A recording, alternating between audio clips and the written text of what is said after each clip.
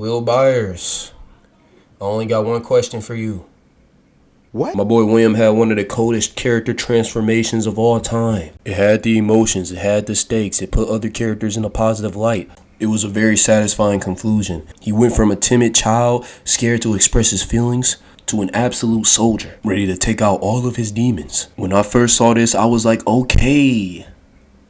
But then I realized that was the 4th episode. William is one of the most inconsistent beings I've seen in a minute. How the fuck did Will Byers become the best and the worst character in the same season? Watching Will's transformation was the equivalent to watching Aang turn into the Avatar state for the last time in book 2.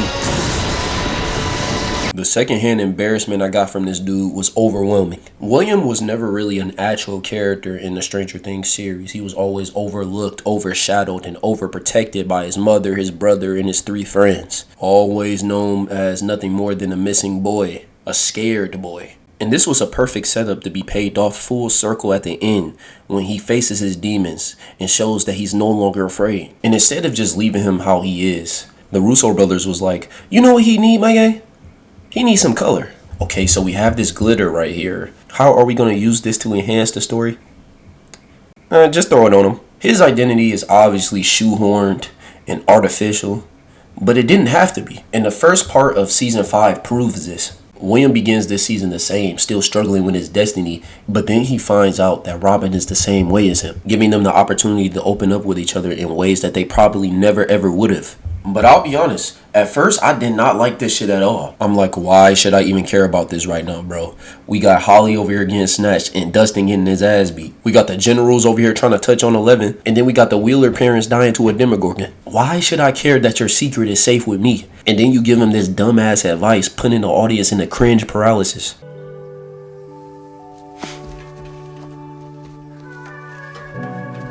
Why are you? This subplot literally ruins every scene he has with Mike. Because now every time they talk, I'm just thinking, what is he about to do, bro?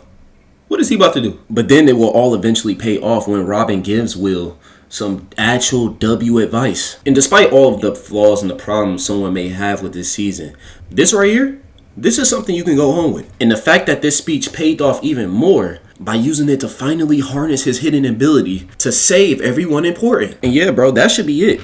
The video should end right now. But then they try to drag this whatever burger of a plot line even further, completely overshadowing the part when they made it profound. But instead of just simply talking shit about a show, let's explain what they could have done better. Welcome to Rewriting Stranger Things. Let me throw some ideas at you. First of all, why not add some outside resistance to him coming out? Why not have somebody like Jonathan or Mike or anybody be like what the hell is wrong with you? I do understand that would make the character Lucas season 1 levels of unlikable, but it gives the character the opportunity to grow along with Will, since Will has to accept himself and the external resistance has to accept other people. Because this kumbaya scene where everybody just start getting up and clapping is not gonna cut it. Or another idea, why not have Vecna be just like Will? Because look, my guy, if you're gonna be a weak ass villain, at least not have a weak ass backstory. Because if you ain't see the Stranger Things play, what is this, bro? What is this? This shit is like playing a brand new game and they skipped all the cutscenes for you.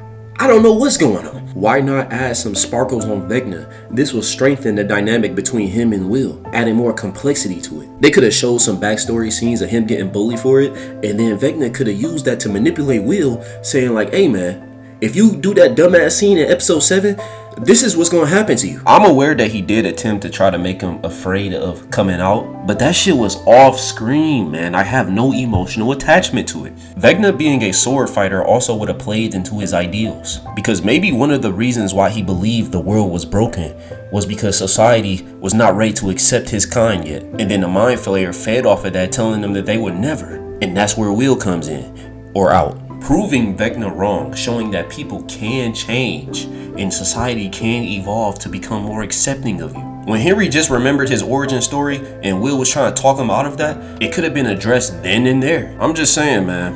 I'm just saying.